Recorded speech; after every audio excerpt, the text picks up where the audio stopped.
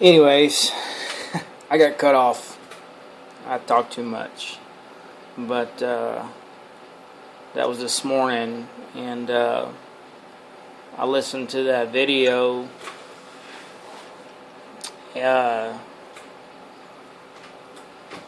a lot of memories, man. That's a heart to heart, really. Yeah, I left off with my top salesman and a good friend. And a supporter of mine. I mean, I've made him a lot of stuff. He's made me a lot of money over the years. And he's one of those kind of guys that, hey, man, you hear that all the time in this business. I can sell a lot of stuff for you. Give me a deal. Well, honestly, he's the only one out of all the, I don't know how many. He's the only one who's actually done it. References, Cody Fry. That's the man right there. So, he's a guy I go back to. He rides 4 to 6 horses a month, and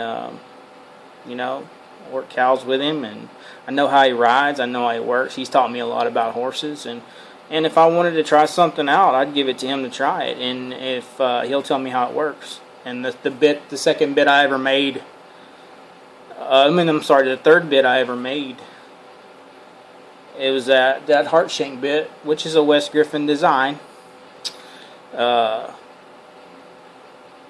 I made one for my dad, one for me, the second one for me, and then one for him, for Cody. And he still rides it to this day. Actually, he rides it on everything he has. And he says it just works. It's a good bit.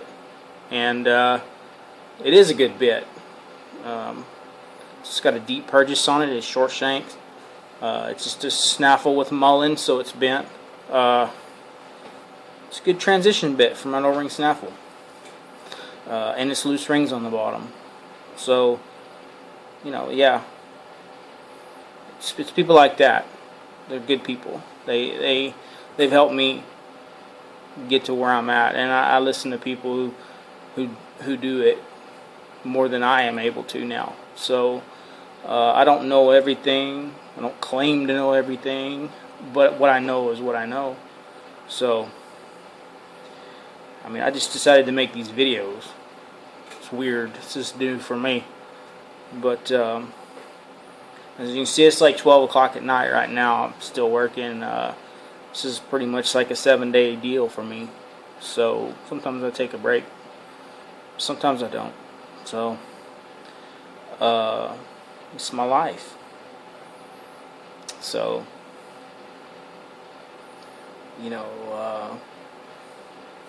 people ask me questions all the time. So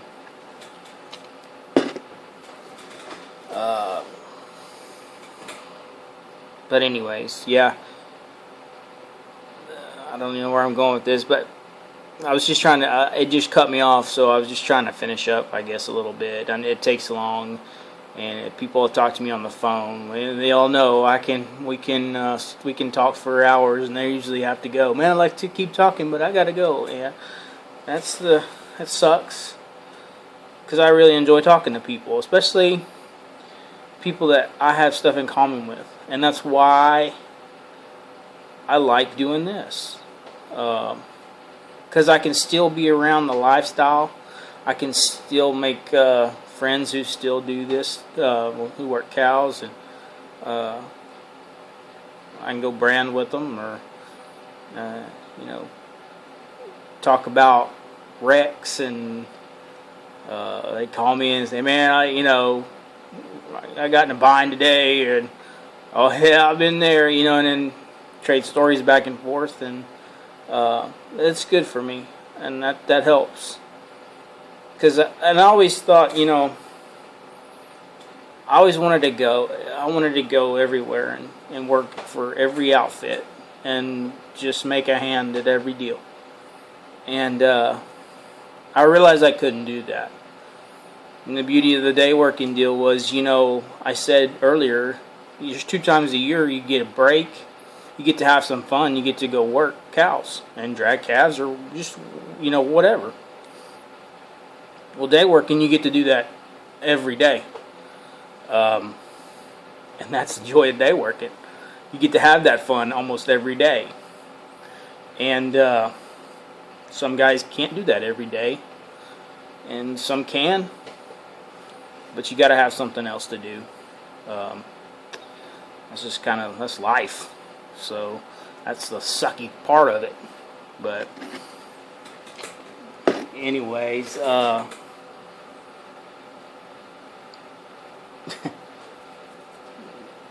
back to all this. I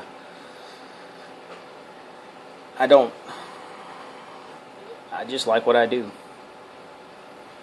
And I like being in this business also, like I said, because I realized I can't go with all them places, and that was kind of cool. It's like, my motto when I first started was like, I can't work everywhere, but my stuff can. And that was always, it's the truth, a bit of mine might be in California, there it is, and then, New Mexico, Florida. I got a bit in New York. I don't know what it's doing up there, but it's in New York. Wyoming, all over, and West Texas, lots of New Mexico, and a lot of guys down in this part of the world now, and kind of wherever I've been at, they'll own my stuff, and that's pretty cool. To me, it is. That means something to me. I mean,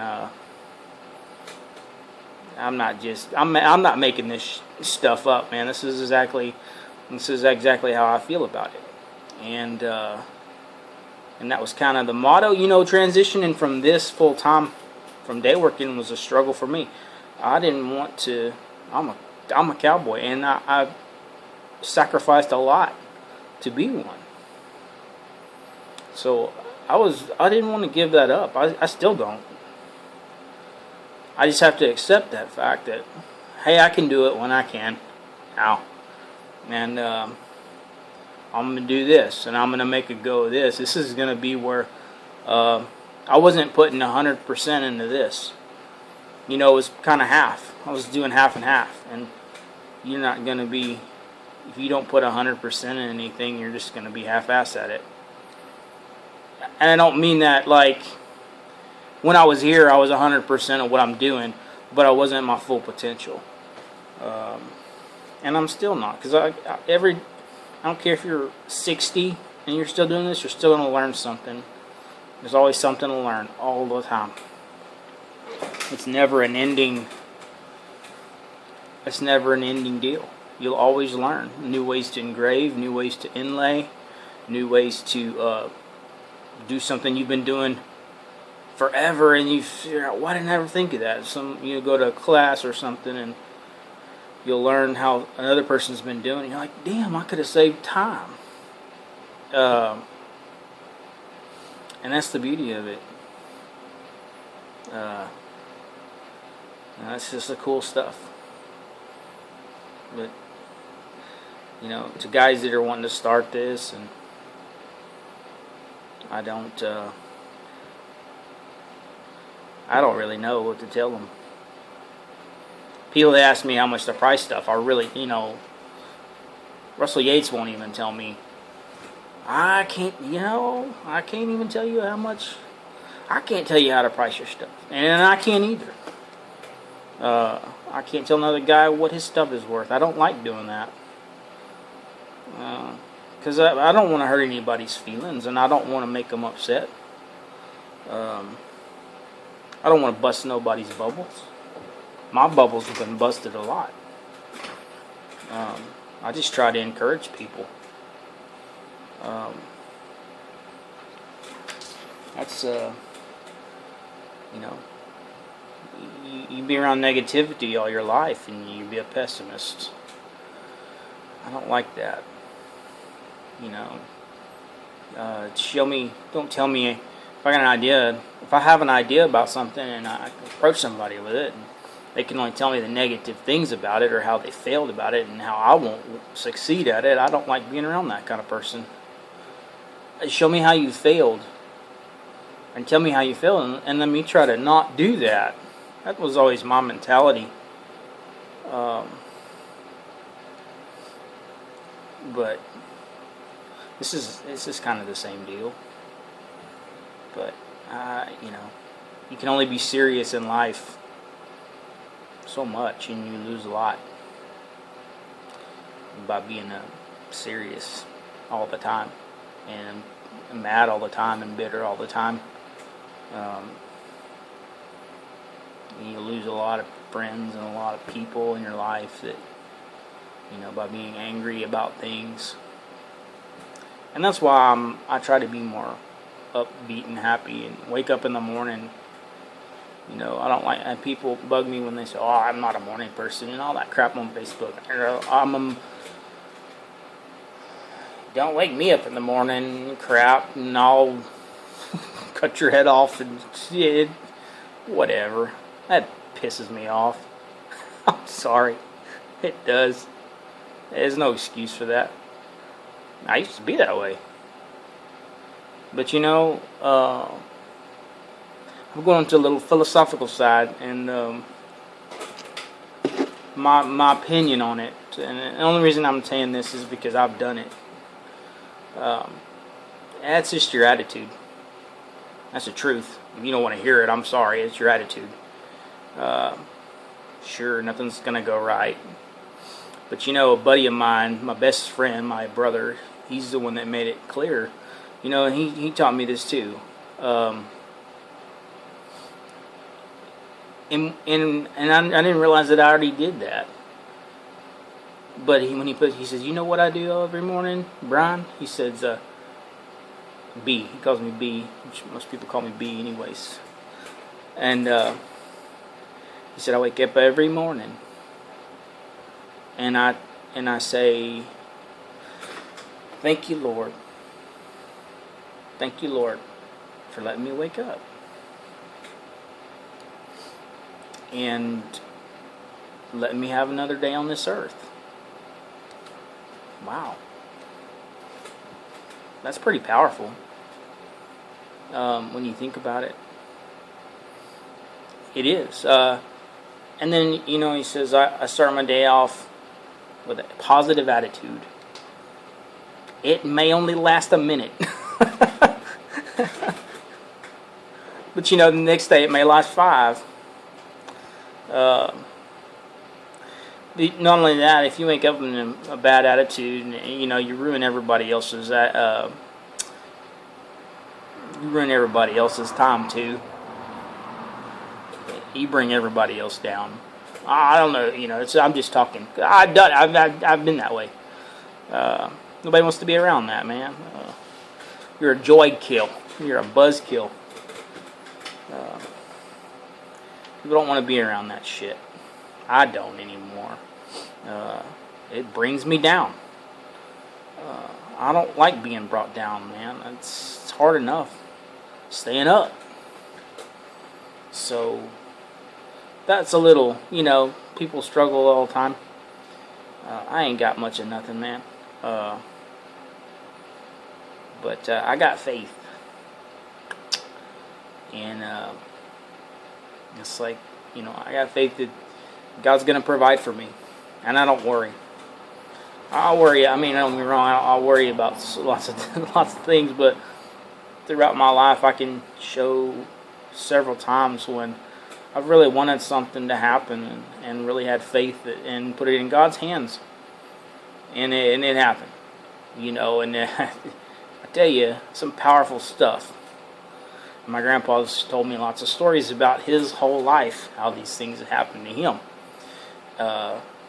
Like I was saying a while ago, right, about God's plan. I believe that God has a plan for everybody in this world, from the time they're born to the time they die, and He puts you where He wants you to be. and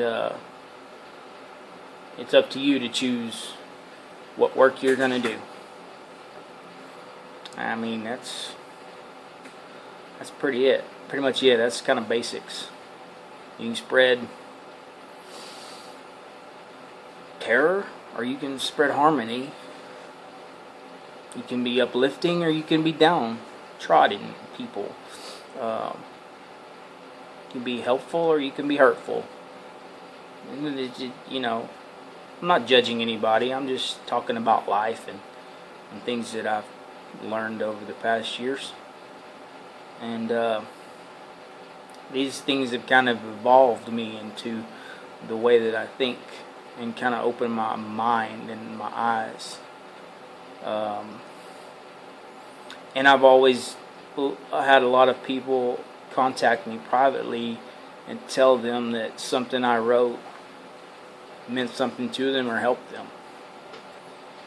And, you know, a lot of the things in life may not be going through the same things as somebody else, but the pain's the same. You know, it's not real different. Everybody mourns something. Everybody's hurt from something.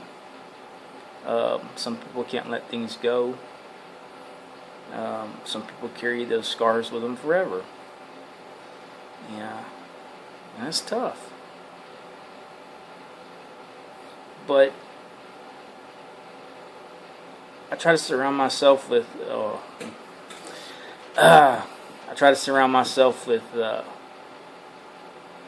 people that make me laugh. Is what's the main thing. You know, being silly, joking around, and you know, when my brother lost. Well, he's not my brother. He's my best friend. I've known him for 16 years, 18 years. A long time. He was the best man at my wedding, and I was the best man at his wedding, kind of guy. And you know, he lost his brother, and he lost his dad the next year, and then he lost his mom the third year, back to back, almost in the same days. And I knew them too. I mean, it was hard. We can't answer those questions of why. But he's got every reason in the world to be bitter and angry and mad and blame, and you know, but he keeps himself busy, is what I've noticed about him. I love him to death.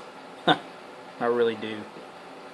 We've fought knockdown, drag outs, cussing, screaming, bad name calling, and just angry, and you know, maybe those are just vents to get things that have happened out. And you know, but we can always come back to each other, as far as you know, he's in here. He's part of my life. He drives me crazy, or I drive him crazy, but we're two different kind of people. But it always worked. So he was always the guy that took up for me. And so anyways, I'm going to get off of that. But he's got, I was, you know, people are struggling in this world and going through tough times. And he taught me that, you know, he's got every reason to be upset and miserable and angry, but he's not. You know, he stays busy, and he doesn't question those things. He's thankful for what he has. He's got a great wife and a beautiful little boy now, and a sister still in his life. So, You know, he's still got family. Got family on my side. You know, he's the prodigal son. When they, you know, so you know, my grandfather is his grandfather.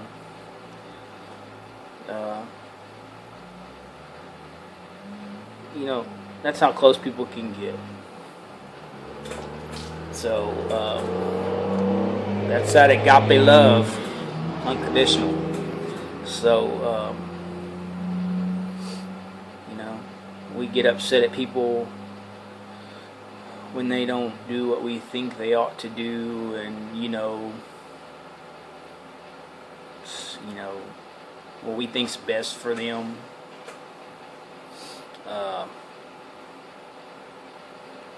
The hardest thing in life is to let go and of that control. That you know, we want to control everything in our lives, and you can't do it. I mean, you can on certain, you know, when it's all said and done, you know, it's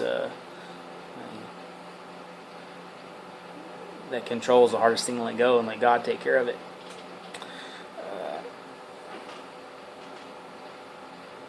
So, but you can change your attitude. It's not easy. Nothing is. I mean, I do it. I try to do it every day. It works. You know, I go to bed and I get up in the morning and I wake up happy because I think I want to wake up happy. But I can get upset and mad. I'm an emotional dude. But I can also go the other way, you know, as far as, you know, I got your back, or, you know, I'll help you out. But, and I gravitate towards those types of people now. That's just me. But, like I said, a lot of people have told me through the years that I've been on this Facebook or stuff that I've posted has helped them, and I'm glad it has. To know that is good for me, that I'm doing something to help somebody else, or I've lifted somebody's spirit, or I've, you know, got them to thinking. You know, that's good. You know, society now doesn't really think. You show them what to do, and I'm a big thinker. I don't like being told what to do. Never have. I mean, you know, do what you've got to do, but you know, you zone in and you do what you got to do and get it done. But the government now and all that crap, it's scary. And to me, it's so scary that people are just like, I could do whatever. That's bullshit.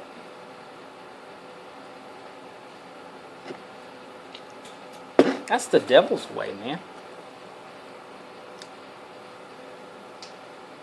That's going against.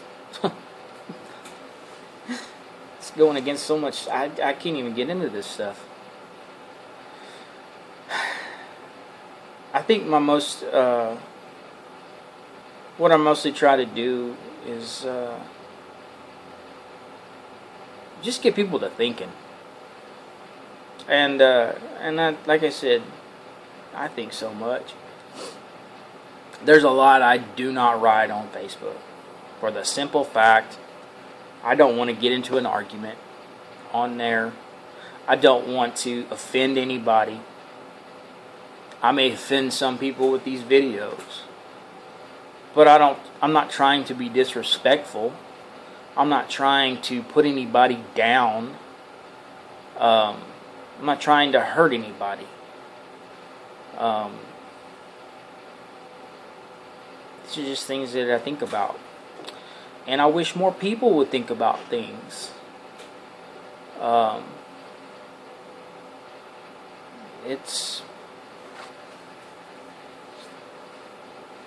They don't. They let somebody else worry about that.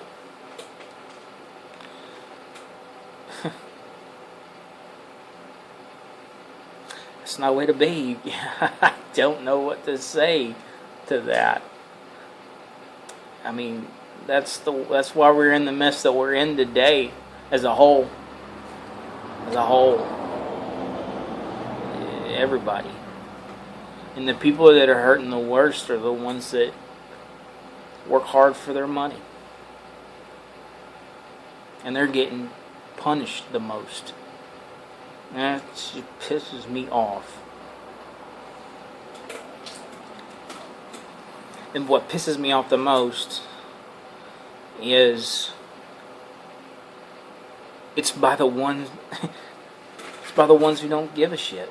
Or they're misinformed people, and they don't have an argument, and they can't argue common sense. They'll label you as a crazy or a racist or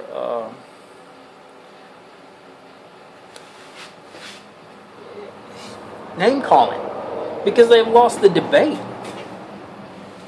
When you resort to anger and you lose it,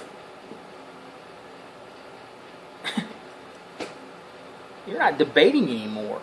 You have lost your foothold because you know you're wrong. I can get in an argument. I learned how. I'm not proud of that, but I had to. So, but I'm the kind, if I know that I'm right, and I know I am, you're not gonna.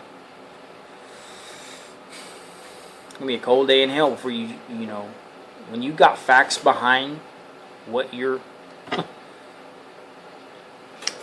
When you got facts behind what you're talking about, and you actually got proof, and you've got history on anything. I'm not just talking about government, I'm talking about anything. If I got that on my side, you are not going to beat me in an argument or a debate or anything. It won't happen. The person that I'm debating with is going to call me a name, or get mad and angry and walk off. If I'm arguing experience with you on something,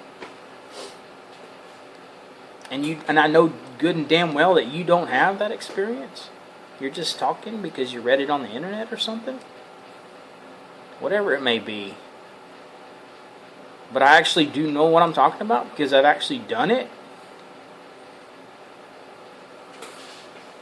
you're not going to convince me. You may convince somebody who don't know no better that you know what you're talking about, but you don't. And you just led that person astray. And you probably may have told them the wrong damn thing. That's the shit we deal with now.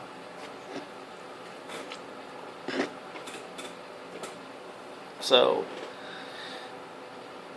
these are a few topics.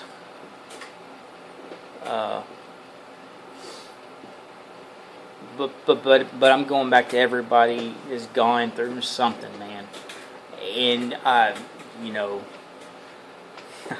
gonna bring this up. Damaged goods.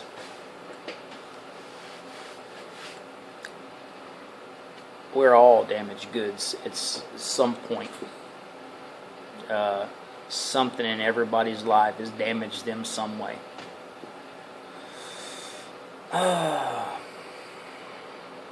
you can learn from it and know not to maybe go whatever damage you, try not to go there again or do that again, or try to heal from that. Whether it's mourning or forgiving or whatever you've got to do, but you can't let it go to anger. It'll go to bitterness, and then resentment, and that eats you up.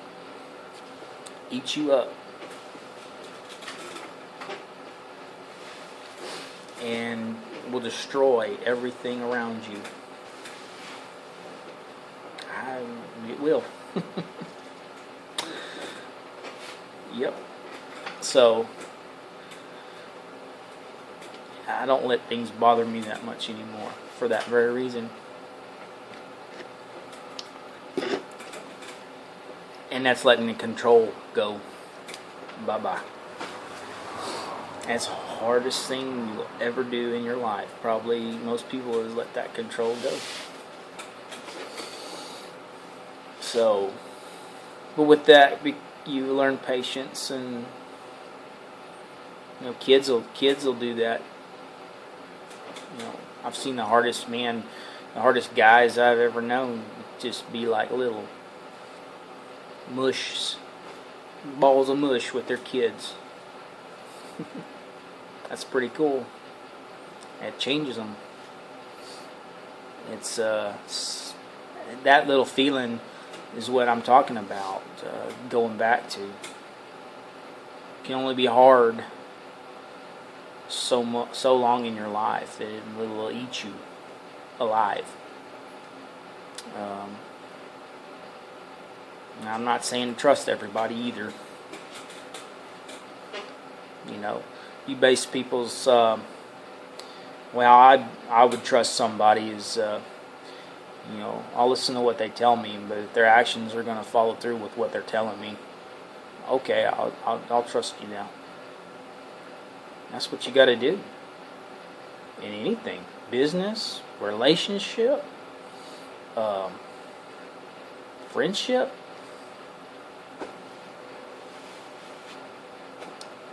That's part of it.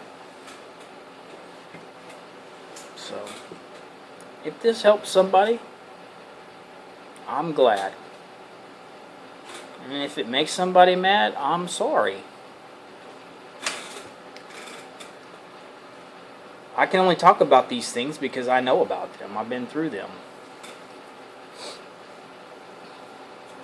And it does me good when somebody says that something I've said or wrote or has actually inspired them or helped them get through something. That's good, because we're put here to help people, and lift people up. I guess that's my gospel, or not, my witnessing.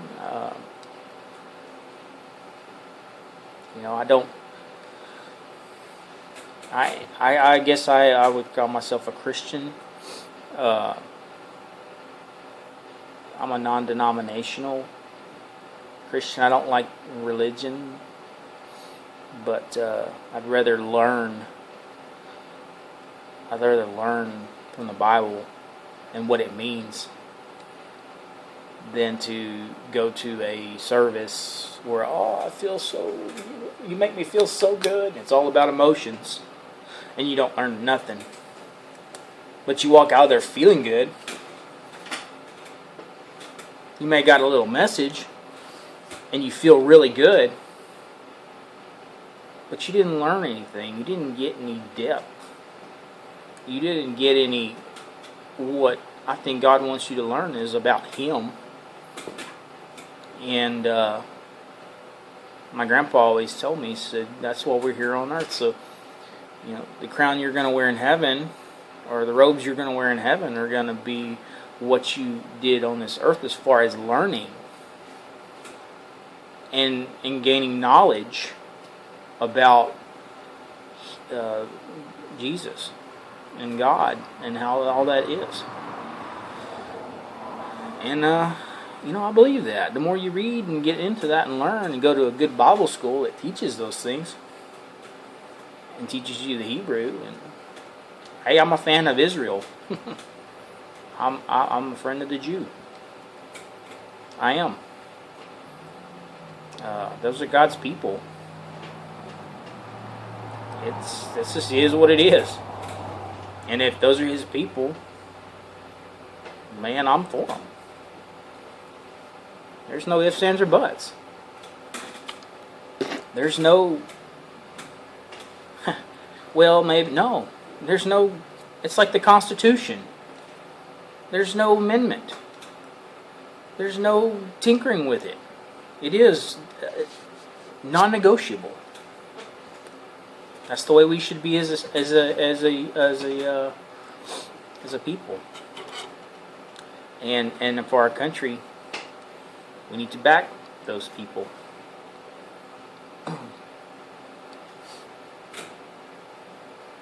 Because they're God's people. And we are godly people. We're supposed to be.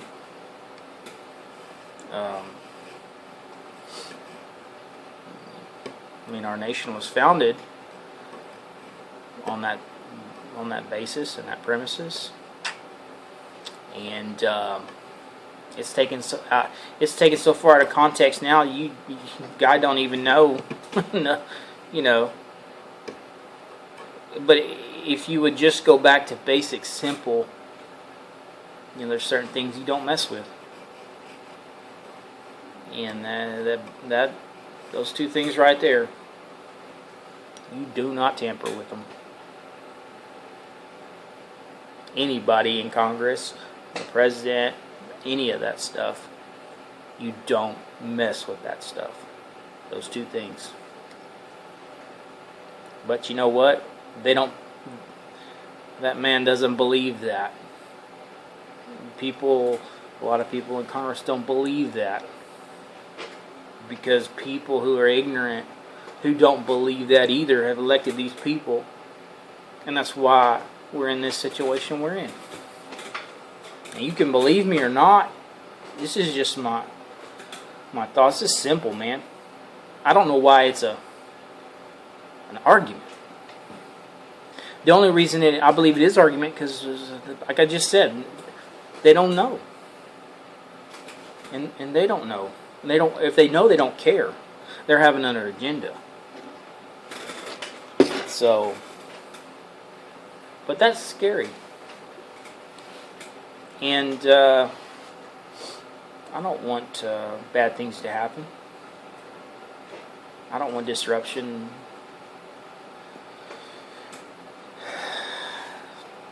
You don't want that. But it's going to have to be people standing up, voicing their opinion. Quit being tired. Quit thinking somebody else is going to do it. Everybody, you can't be lazy on this.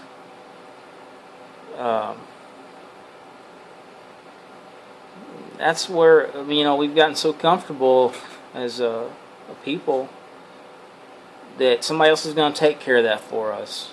And we don't need to do that. I'm not going to vote. I'm not going to do that. I'm not going to write my congressman. I'm not going to call my congressman. I'm not going to call the state capitol and talk to the, I've done it. You have to do it. It's very important. You can't sit there and bitch and complain if you're not doing these things too. And you may still do them and nothing happens. But you know what? You need to educate somebody else. You need to get them involved. And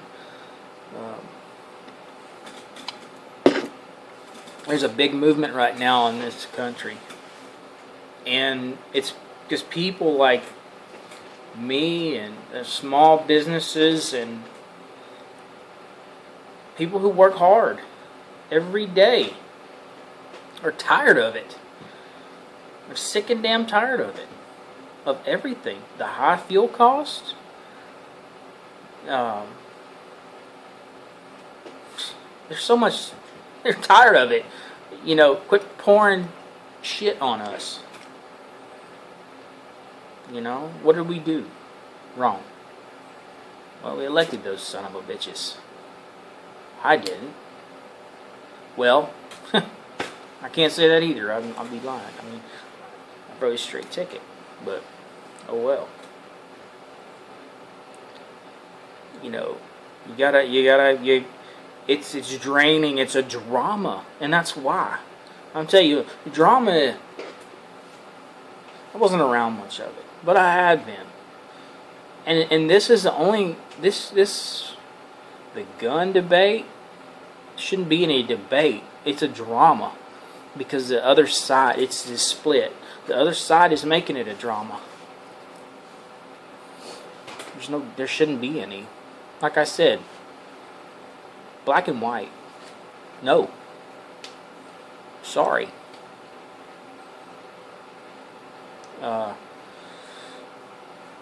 But that's how messes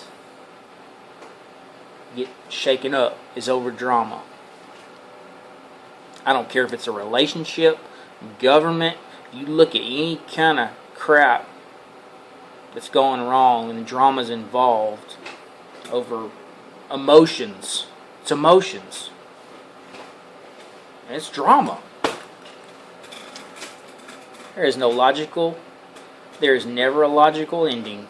I promise you. And you can't argue with that drama, man. And that's what all of these debates are. They're drama. And they're brought to bring people down, to quit and submit. That's what a drama does. If you've ever been in a bad relationship and it's drama, it brings you to freaking hell down. And you submit and you just say, oh, I just give in. Be a little freaking smarter. If you can't see that.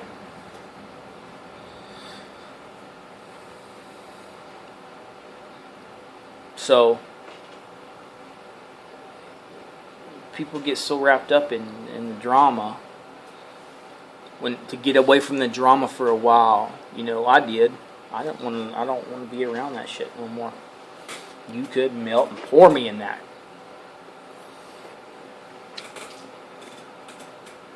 You know, people will say, well, I just don't want to get into that, man. It's so draining. It is. But you can't live in it. But you need to know what's going on, and you need to get informed about it. You can go on talk radio, you can find it on the internet, you can find YouTube videos, you can watch things that are, hell, you can just discuss it. You know, I don't like getting into a lot of those deals because I don't want to debate anybody, and I don't have the time or the patience to debate ignorance anymore. You know, if you're going to debate somebody, you need to know who you're debating. You need to look at that person and see where they come from, know the history on the person you're debating, and know what they do for a living. You need to know your enemy if you're going to debate. If you're on double sides, because you need to know what they're telling you is the truth, or if it's not facts. So, you know, and that's hard to do. So, but you can, you know, you're winning a debate or a talk about something if the other side gets mad and they want to call names, and then they just get frustrated and they don't have anything to stand on. It's like a house with a foundation that's rotten and they put new boards and paint on there, but the whole foundation's wobbling because they didn't build that foundation to stand. It's the same thing. So, covered several topics here, and I was just going to saw this piece of silver out. But anyways, this video might get me in trouble, or make some enemies, or may make some friends that I don't know. But I'm just a regular feller. I ain't nobody special. I don't not, we run for president. No, I ain't gonna do that either. Run for president. I ain't gonna, I'm not a politician. And I think that that's what we need in our leadership, is non-politicians. Guys that have actually had a job, not our, you're having these problems from career politicians. That's been their life, and that's all they've ever done. Or they've done some, something, I don't know.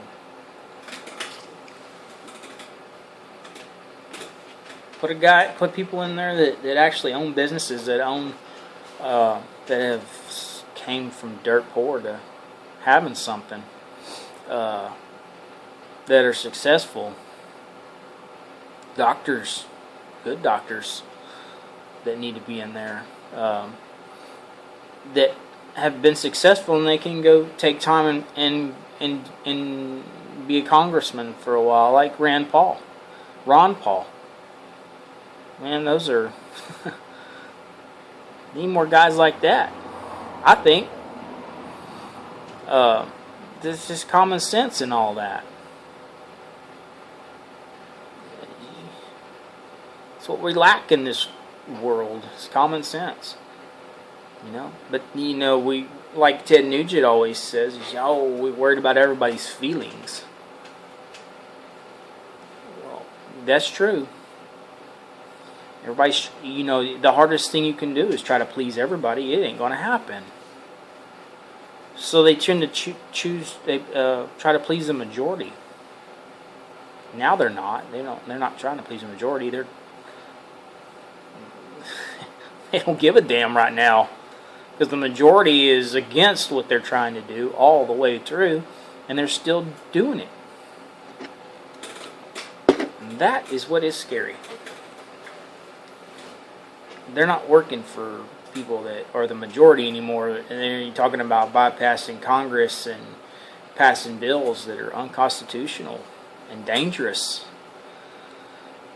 And if you study history at all, or just look at clips of history, they've taken a lot of that out of school, so younger kids don't know a lot of that stuff, and they haven't watched movies.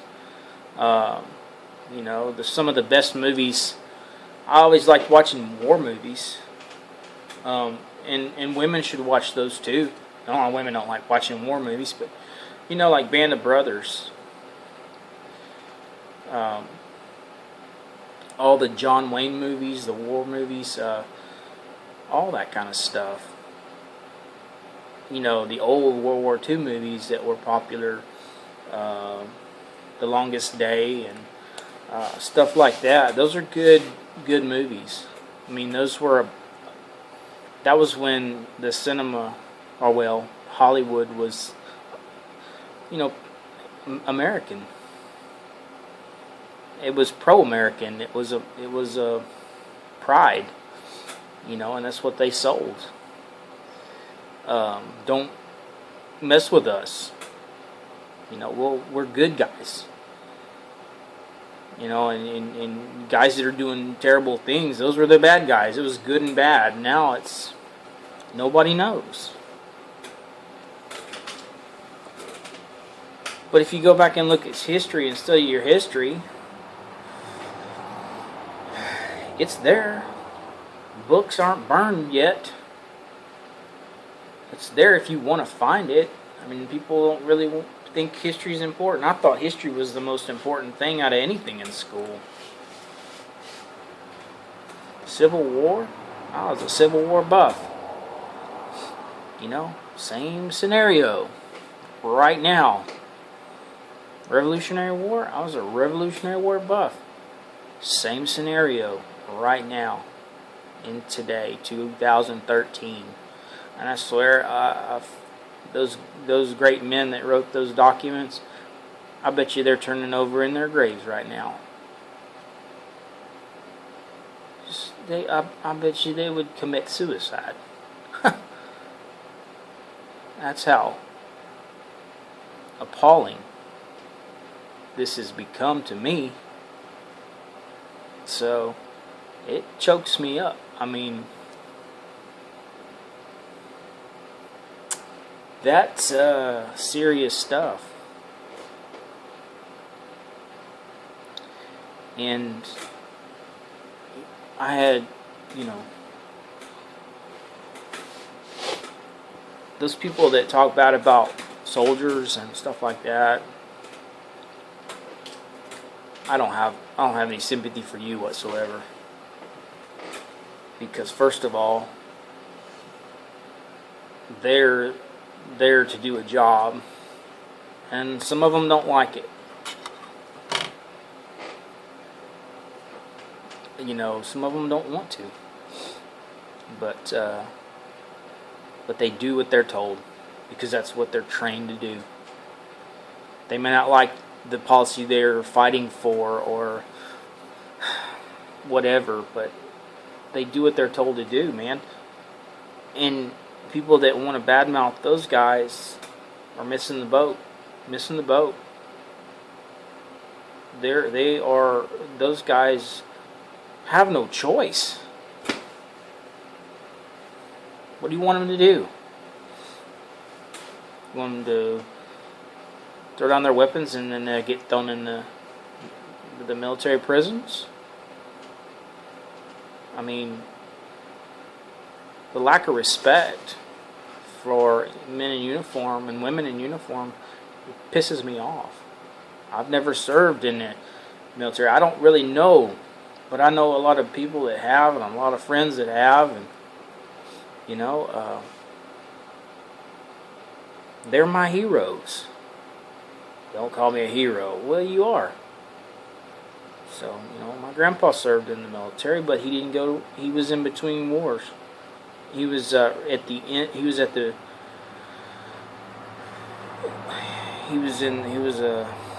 end of the Vietnam War. And it was getting over with, and he went in as a lieutenant for the college, but he ended up a captain. He had 2 years in reserves as a captain, but I think it was longer than that. But he didn't go to war, but he heard the stories. He had to go through the training. He'd hear the stories from the men who'd been in country in Vietnam, and talking about how the Vietnamese would, wrap themselves in bamboo and just storm those guys' lines and break through every time. He couldn't stop them. And lots of lives were lost. You hear stuff like that. My uncle drove a half track in Patton's Army. He never liked to be snuck up on. Ever. Touched. I worked with a guy who was in Vietnam, and you didn't sneak up behind him and touch him. He would turn around and kill you. I touched him one time, and he turned around and swung at me. I scared him. He was paying attention to something, and I scared him. He just went into mode.